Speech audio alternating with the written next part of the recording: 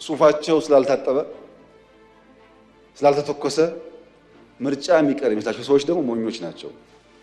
እንደዛ አይደለም። ምርጫ ይካሄዳል እና ምርጫ ሳይደረግ ቀርቶ በማግስቱ ለጅትሜት ያለ መንግስት የሽግግር መንግስት እንላለን ብለው የሚቃዡ ቅዠታሞች አሉ። ግን እንደዛ አይደለም። ምርጫ ይካሄዳል። ጊዜ እንዳያመልጣችሁ ተዘጋጁና ተወዳደሩ። የኢንክሉሲቭ ናሽናል ዲያሎግን በሚመለከት እንደተባለው ከሞላ ጎደል አጀንዳ የማሰባሰብ ስራ ተሰርቷል። ከሞላ ጎደል አጀንዳ መሰብሰብ የጨረሱ ይመስለኛል። ምክክር ይበጃል ያሉ ሰዎች ተወያይተዋል። አይበጅም ያሉ አልተወያዩም። የት ኦሮሚያ ይበጃል ያለ ተወያይተዋል። አይበጅም ያለ አልተወያየም። አማራም ሁሉም ጋር እንደዚህ ነው። ሁሉም ሰው አይፈልግም ውይይት፣ የፈለገ ተወያይቷል። በውጭ ሀገርም እንዳያችሁት ውይይት ለማድረግ ተሞክሯል። የሚያሳዝነው ግን አውሮፓ ለንደን ላይ ጥቂት ኢትዮጵያውያንና በርከት ያሉ ኤርትራውያን ምክክሩ አያስፈልግም ብሎ ሰልፍ ወጥቶ ነበር እና ኤርትራውያን በእኛ ጉዳይ ያን ያክል ኮንሰርን ሆነው መውጣታቸውን እያመሰገንኩ ንግግሩ መጀመሪያ ግን በእናንተ ቤት ብትጀምሩት የእኛን ሰልፍ ከማጀብ የእናንተን ቤት ማየት አይሻልም ወይ ማለት ፈልጋለሁ እና በየቦታው ተመሳስሎ ሙከራዎች ስለሚደረጉ ውይይቱ ጠቃሚ ነው። በጣም በርካታ መረጃዎች ተገኝተውበታል። አጀንዳ ተገኝቷል። ኤክስትሪም ቶቶች ታይተውበታል። ይሄ ግን አፕሮቹ ምንድነው? መጀመሪያ አጀንዳ ይሰበሰባል። ከዚያ ነው ውይይት ቢደረግበት። ውይይት ተደርጎ ከዚያ ውስጥ የተስማማንበት ያልፋል፣ ያልተስማማንበት ደግሞ በአሰራሩ መሰረት የሚታይ ይሆናል። ይሄ ፕሮሰስ ጋር አልደረስም። እስካሁን ያለው አጀንዳ ማሰባሰብ ነው። ይሄ ከምርጫ ጋር ያለው ትስስር ምንም ኢንክሉሲቭ ናሽናል ዲያሎግ ያለን ስርዓት የሚያፈርስ አይደለም፣ ያለን ስርዓት የሚያጠናክር ነው እንጂ ምርጫን የሚያስቆም በጀት የሚያስቆም የወታደር እንቅስቃሴ የሚያስቆም ዲያሎግ አንፈልግም። መንግስት እንደ መንግስት ፈንክሽን ያደረገ ግብአት ያለው ሀሳቦች ይመጣሉ አልን እንጂ መንግስት ስራውን አቁሞ ምርጫ አቁሞ በጀት ማጽደቅ አቁሞ ፓርላማ በትኖ አላልንም። እና ከዛ በፊት ካለቀ እሰየው ግብአት እንወስዳለን፣ ከዛ በኋላ ካለቀም እሰየው ግብአት እንወስዳለን እንጂ ምርጫን የሚረብሽ ነገር ከንግግሩ ጋር የሚፈጠር አይመስለኝም። የምርጫ ስርዓቱ ላይ የሚያመጣው ለውጥ ደግሞ ካለስ ከምርጫ በፊት ከታየ ያኔ ይታያል፣ ከምርጫ በኋላ ከታየ ደግሞ ያኔ በሚወሰነው መንገድ የሚታይ ይሆናል። ምርጫ ግን ጊዜውን ጠብቆ የሚፈጸም ይሆናል። እዛው ላይ ያለን አንዳንድ ፍላጎቶች አሉ። እንትን ቦታ ወረዳ ላይ 3 ሽፍታ ስላለ ምርጫ አይካሄድም፣ እዛ ቦታ ኤርትራ ምርጫ ባይደረግ እያለች ስለሆነ ምርጫ አይደረግም ምናምን ብሎ የሚያስቡ ሰዎች አሉ። ምርጫ ይደረጋል። ምርጫ ለማድረግ ደግሞ መንግስት በቂ አቅም አለው። ምርጫ እንደ ውይይት ነው፣ የፍላጎት ጉዳይ ነው። ሀሳብ አለኝ ፈልጋለሁ ያለ ሰው መሳተፍ ይችላል። እርግጠኛ ሆኜ የምነግራችሁ 6ኛው ሀገራዊ ምርጫ እስካሁን ከነበረ ምርጫ የተሻለ ነው። ድፍን ኢትዮጵያ ሕዝብ ያውቀዋል። 7ኛው ደግሞ ይሻላል። ይሄ ምክር ቤትም አሁን ያለው መልክ አይኖረውም ብዬ ነው ያስባል። ብዙ ድምጾች የሚገቡበት እንደሚሆን ተስፋ አደርጋለሁ። ያ ያስፈልጋል። ዴሞክራሲያዊ ምርጫ ማካሄድ አለብን። ሌላ ድምጽ ለመስማት ኦፕን መሆን አለብን። እንደ መንግስትም እንደ ፓርቲም አማራጭ ድምጾች የሌሉበት ምክር ቤት አይፈይድም፣ አይጠቅመንም።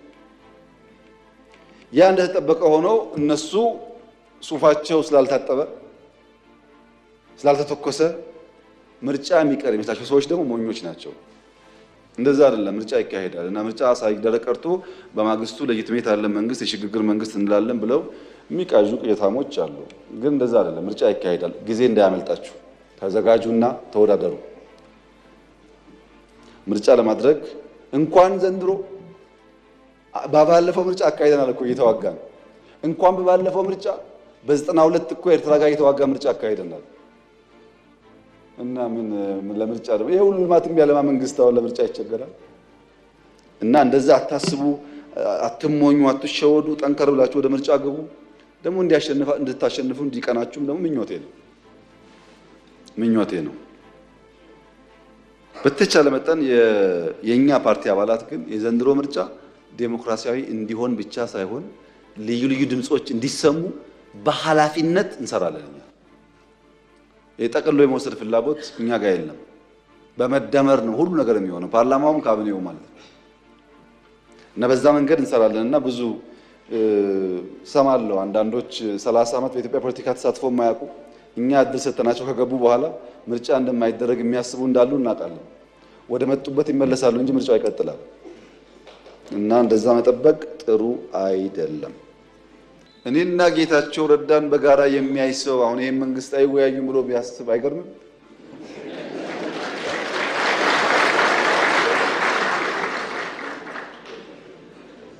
ሰው ሊስት ይችላል። የግል ጉዳይ አይደለም።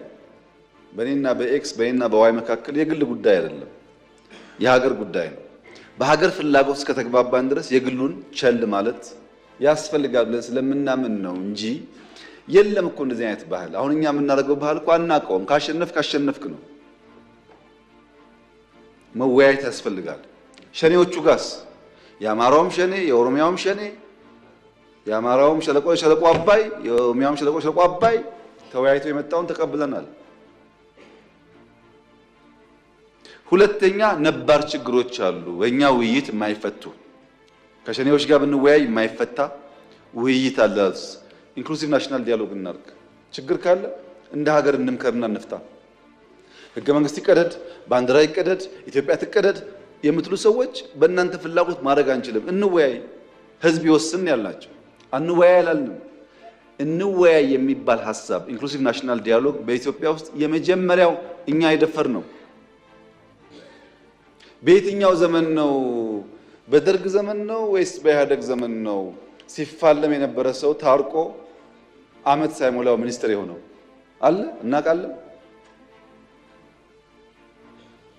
ኢንክሉሲቭ ናሽናል ዲያሎግ ነባር ችግር ለመፍታት ያግዛል። የሚከለከል ፓርቲ የሚከለከል ሐሳብ የለም። የሐሳብ ፖለቲካ መድረኩ ክፍት ነው።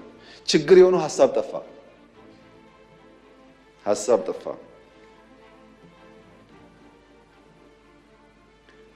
ሐሳብ መጥፋቱን ለማወቅ የነዚህን ባንዳዎች ውሎ ማየት በቂ ነው። ሰው እኮ ከፍሬው ይታወቃል። ባይናገርም ከፍሬው ይታወቃል። ውሏቸውን ስታዩ ዛፍ በፍሬው እንደሚያስታውቀው ሁሉ እነሱ ያስታውቃሉ። ለምሳሌ ፓርቲ የሌለበት ሀገር፣ ምርጫ የሌለበት ሀገር፣ ህገ መንግስት የሌለበት ሀገር፣ ወጣት የሌለበት ሀገር፣ ተስፋ የሌለበት ሀገር ተለጥፎ ለኢትዮጵያ ተስፋ ሊያመጣ የሚችል ሰው የለም። ከማን ነው የሚማረው? የእነሱን ዲሞክራሲ እንዳይል መንግስት አይታወቅ፣ ካቢኔ አይታወቅ፣ ፓርቲ አይታወቅ፣ ህገ መንግስት የለ፣ ምርጫ የለ። እዛ ተለጥፎ ስለ ምርጫ መጠየቅ አይገርምም? ግን ምርጫ የሌለበት ተለጥፎ ስለ ምርጫ መጠየቅ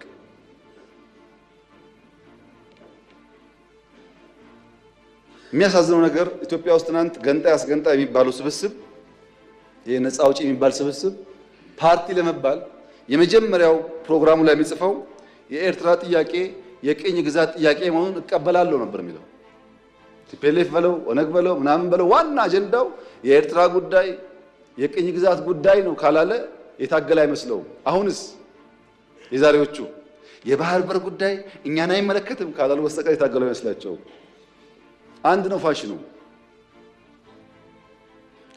አንድ ነው። መማር ግን አልቻሉም።